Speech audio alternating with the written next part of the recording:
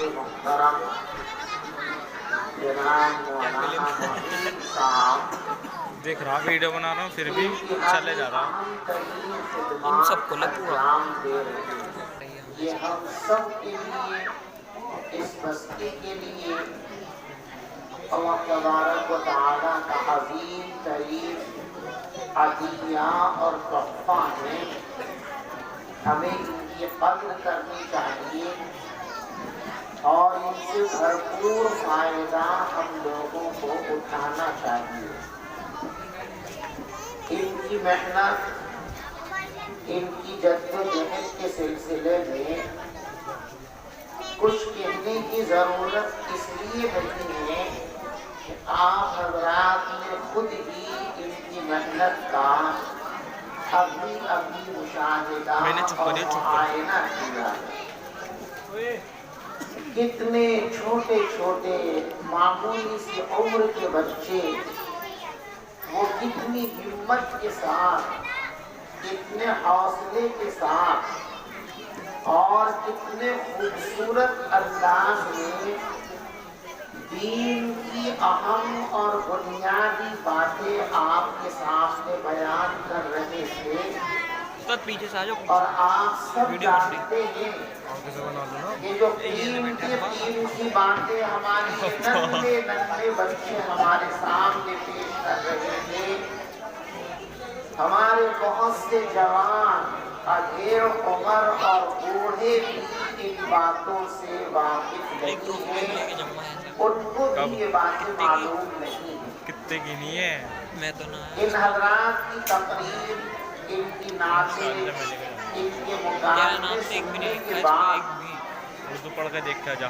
اب کسی بیان اور تقریر کی ضرورت بھی نہیں ہے اور وقت دیکھتے ہیں کیا اجازت نہیں دے رہا ہے. کچھ تو بس میں آپ حضرات کے سامنے میں نے پیپر میں دیکھ بھی جب مجھے نبی پاک صلی اللہ علیہ وسلم کی ایک حدیث مبارک پیش کر کے بات پوری کرتا ہوں. نبی پاک علیہ السلام نے آپ کے اور ہمارے لیے کچھ حالتیں بیان کی ہیں جن میں ہمیں رہنا ہے. ان حالتوں کے علاوہ اگر کوئی اور حالت ہم نے اختیار کی تو دنیا میں بھی ہم کو رسوائی ہوگی اور قیامت کے دن بھی دشواریوں کا سامنا کرنا ہوگا. بس وہ چار باتیں جو نبی پاک علیہ السلام نے اپنی حدیث مبارک کے اندر بیان کی ہے وہ آپ کو سنانی. پہلی بات نبی پاک علیہ السلام نے ارشاد فرمائی تو عالمہ کہ اے میری نبوت پر ایمان لانے والوں، اے مسلمانوں، اے دنیا میں رہنے والے انسانوں، تمہارے لیے سب سے بہترین حالت اور سب سے بہترین صورت یہ ہے کہ تم اپنے آپ کو عالم بنا لو. عالم کا اللہ تبارک و تعالیٰ رشتہ ہے، وہ دنیا میں کسی اور شخص کو حاصل نہیں. سامنے سڑ جا. عالم کا درجہ اور عالم کا مقام یہ ہے کہ اللہ کے رسول صلی اللہ علیہ وسلم نے سالم بچوں کو ہٹا دے یار. اپنا جانشین اور اپنا وارث قرار دیا. وہ سالم نیچے کو گئے. دیکھو یار اتنی ساری بار آ گئے تم. 4 منٹ کی ویڈیو میں ہاتھ اللہ کے رسول صلی اللہ علیہ وسلم کا وارث ہوتا ہے. ان سب کو ابھی جانا ہے. اللہ کے رسول صلی اللہ علیہ وسلم نے علماء کی اہمیت بیان کرتے ہوئے یہ بات ارشاد فرمائی ہے کہ کسی عالم کے پیچھے اگر اللہ نماز پڑھنے کی توفیق عطا فرما دے تو اس کا مقام اور درجہ ہے جیسا کہ اس نے اللہ کے پیغمبر کے پیچھے نماز پڑھی. صحیح بنانی جامع صغیر حدیث کی ایک مشہور کتاب ہے السراج المنیر. اس میں یہ روایت موجود ہے نبی پاک صلی اللہ علیہ وسلم نے ارشاد فرمایا من صلی خلف عالم فَكَأَنَّمَا صَلَّى خَلْفَ نَبِيٍّ أَوْ كَمَا قَالَ صلی اللہ علیہ وسلم. جس شخص نے کسی نبی کے پیچھے کسی عالم کے پیچھے نماز پڑھنے کی سعادت اور خوشبختی حاصل کر لی گویا اس نے نبی کی امامت میں نماز پڑھنے کا شرف اور سعادت حاصل کر لی. نبی پاک صلی اللہ علیہ وسلم کی زیارت کرنے کا ہر مسلمان شوقین تو اور وجہ ڈال دے میرے ہاتھ پہ ہٹ جا یار بات ہلا اب دنیا میں کسی کے لیے یہ بات ممکن نہیں ہے کہ وہ جاگتے ہوئے رسول پاک صلی اللہ علیہ وسلم کی زیارت کر سکے.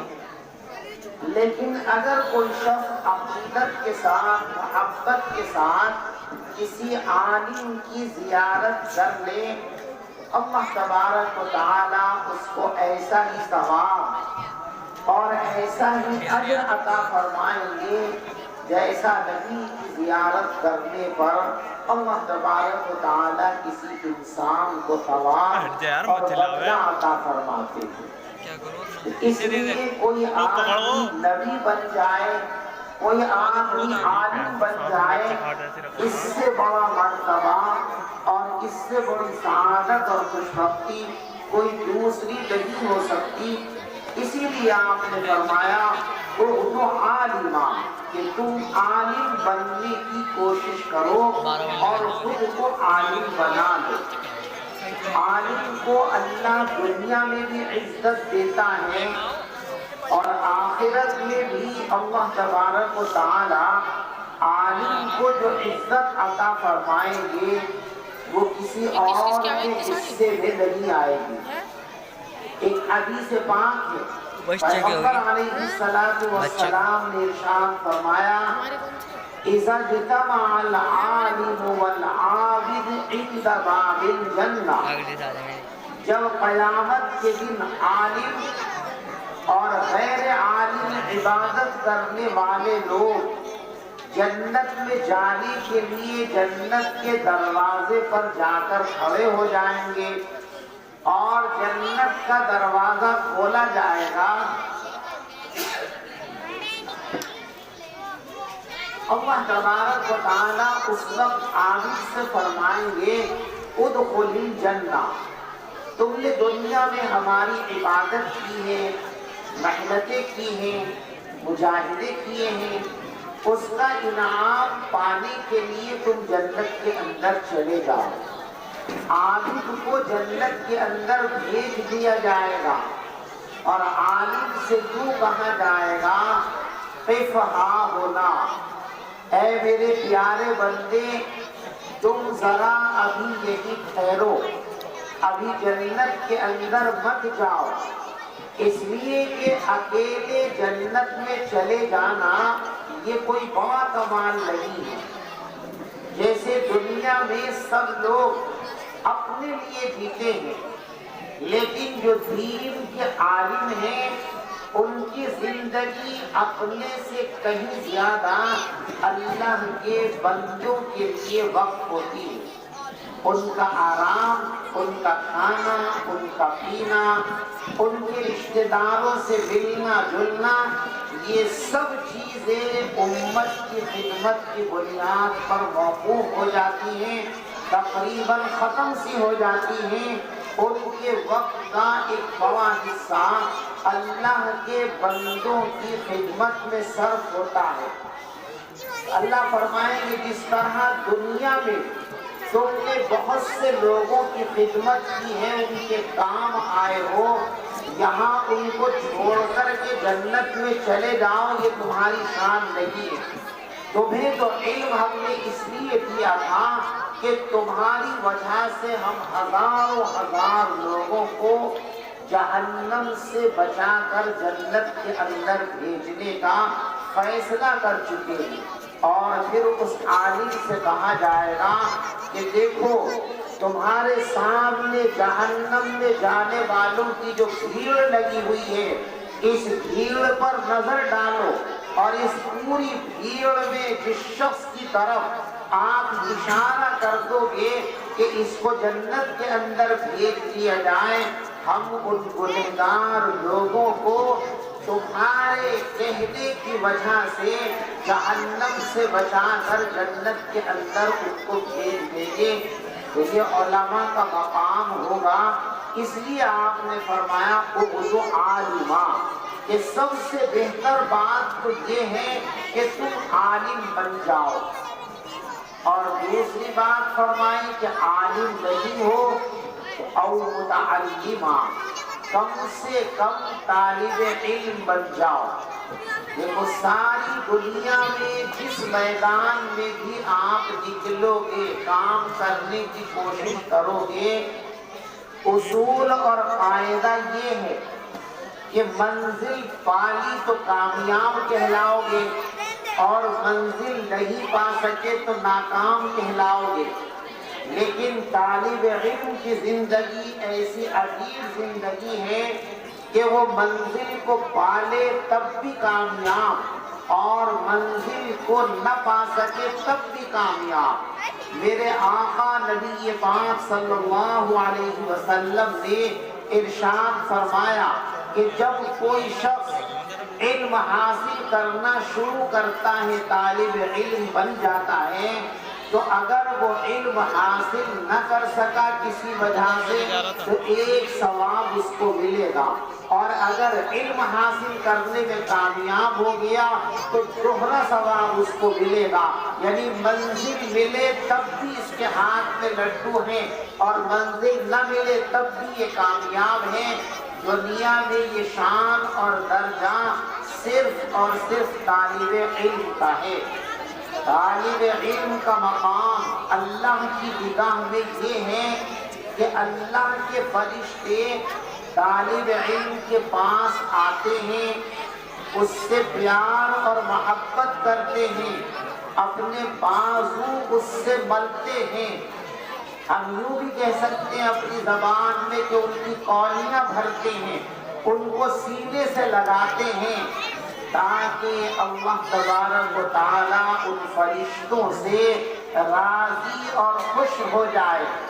تو میرے دوستو، جب فرشتوں سے اللہ راضی ہوتا ہے، ان چھوٹے چھوٹے معصوم پڑھنے والے بچوں سے محبت کرنے کی وجہ سے، تو آپ اگر ان بچوں سے محبت کریں گے، ان کی حوصلہ افزائی کریں گے، ان کی خدمت کریں گے، تو یقیناً اللہ تبارک و تعالی آپ لوگوں سے بھی راضی اور خوش ہو جائیں گے۔ اور اللہ کا راضی ہو جانا اور اللہ کا خوش ہو جانا، یہی سب سے بڑی نعمت اور سب سے بڑی دولت ہے۔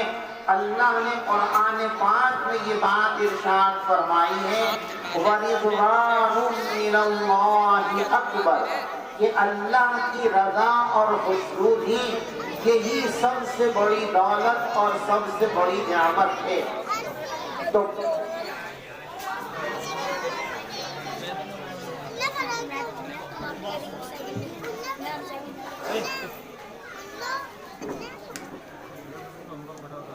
پہلی بات آپ نے فرمائی اغدو عالما، عالم بنو، او متعلما، یا کم از کم طالب علم بن جاؤ۔ طالب علم رہتے رہتے اگر آپ اس دنیا سے چلے گئے تو جو شہید کا مقام اور درجہ ہے، وہ درجہ اور مقام طالب علم کو اللہ کی طرف سے دیا جاتا ہے۔ لیکن آپ طالب علم بھی نہیں ہیں اور عالم بھی نہیں ہیں تو پھر کیا کریں؟ فرمایا کم سے کم تیسرا درجہ یہ ہے او مستمعا لہما، اگر تم عالم بھی نہیں ہو یہ دولت بھی تمہیں نہیں مل سکی، تم طالب علم بھی نہیں ہو یہ درجہ بھی تمہیں حاصل نہیں ہو سکا، اس لیے کہ یہ درجہ میرے دوستو یوں ہی نہیں ملتا۔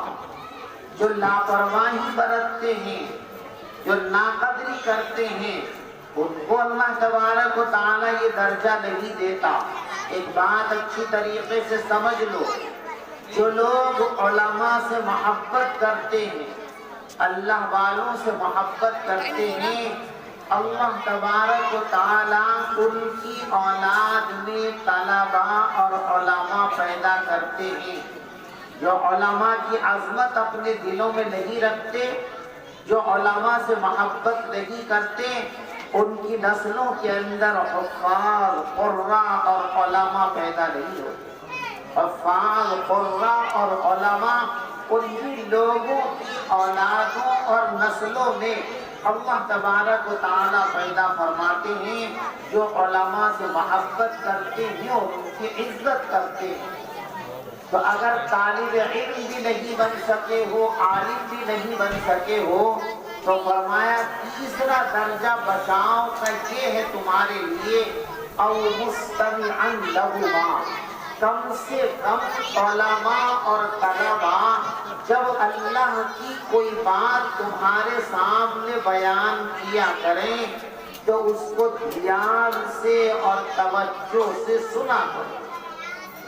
عالم بات کرے، طالب علم بات کرے اور آپ بیٹھ کر کے باتیں کریں، اس سے زیادہ برا عمل دنیا کے اندر اور کوئی نہیں ہو سکتا۔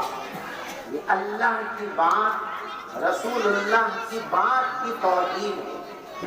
اب تو لوگوں کا حال عجیب ہو گیا کہ بچوں کو تو کہتے ہیں کہ چپ رہو چپ رہو چپ رہو، لیکن بڑے برابر میں اسٹیج پہ بیٹھ کر یہ سمجھتے ہیں کہ ہم چونکہ اسٹیج پر بیٹھ گئے تو اب یہ تقریر ہمارے لیے نہیں ہے، یہ تقریر تو سامنے والوں کے لیے۔ یہ خبط ذہن کے اندر شیطان نے ڈال دیا کہ ہم تو اسٹیج پہ بیٹھے، ہم تھوڑی سننے کے لائق ہیں، ہمارا مرتبہ تو بہت اونچا، ہم تو باتیں کریں گے، ہم کیوں سنیں؟ اگر باتیں کرنی ہو تو گھر بیٹھنا چاہیے تاکہ کم سے کم جو نیکیاں تم نے کما رکھی ہیں وہ تو ضائع اور برباد نہ ہو۔ اگر اللہ اور اللہ کے رسول کی باتوں کے وقت یہ بے دھیانی، بے توجہی اور بے وقافی ہو تو اللہ تبارک و تعالیٰ ان نیکیوں کو بھی برباد کر دیتے ہیں جو پہلے سے کما کر تم نے رکھی ہیں۔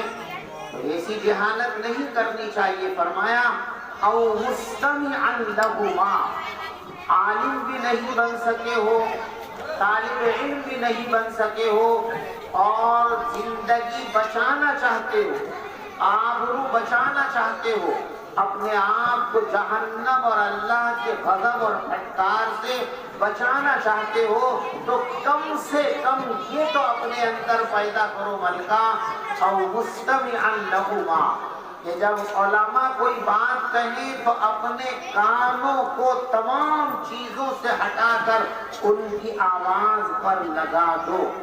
عربی زبان کے اندر دو لفظ آتے ہیں، ایک ہے سمع، سننا، اور ایک ہے استماع۔ سننا کا یہ کان میں آواز پڑ گئی کسی طریقے سے بھی یہ سننا ہے، اس کی کوئی قدر و قیمت نہیں ہے اللہ کے یہاں۔ دوسرا لفظ استماع، تمام جگہوں سے اپنی توجہ ہٹا کر بس اسی بات پر کان لگا کر بیٹھ جانا، دھیان لگا کر بیٹھ جانا، اس کو کہتے ہیں استماع۔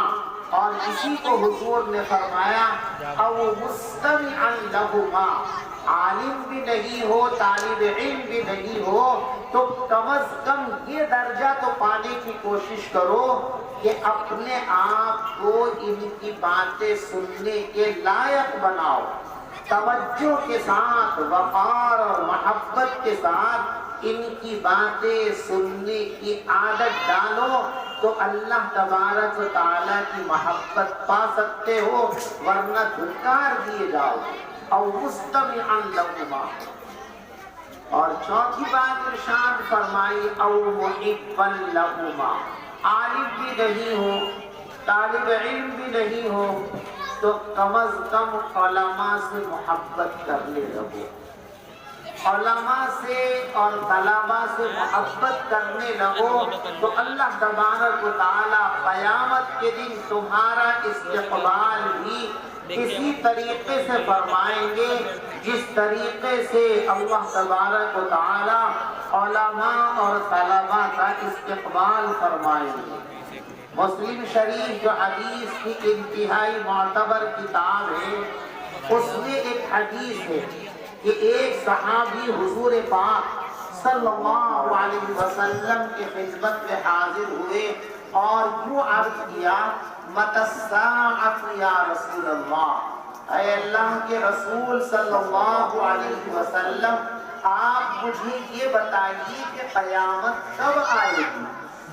آپ نے فرمایا وَيْلَكَ مَا أَعْدَدْتَ لَهَا، ارے باؤلے، قیامت کوئی عید ہے، میلہ ہے کہ پوچھتا پھرتا کب آئے گی؟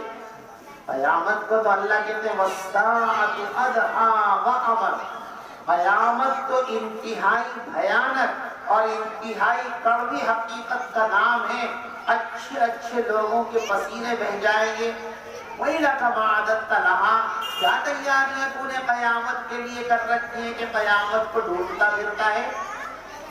ان صاحب نے عرض کیا یا رسول اللہ، میں نے قیامت کے لیے کوئی تیاری نہیں کر رکھی ہے، البتہ ایک بات ضرور ہے، احب اللہ ورسولہ، میں اللہ سے محبت کرتا ہوں اور اللہ کے رسول صلی اللہ علیہ وسلم سے محبت کرتا ہوں۔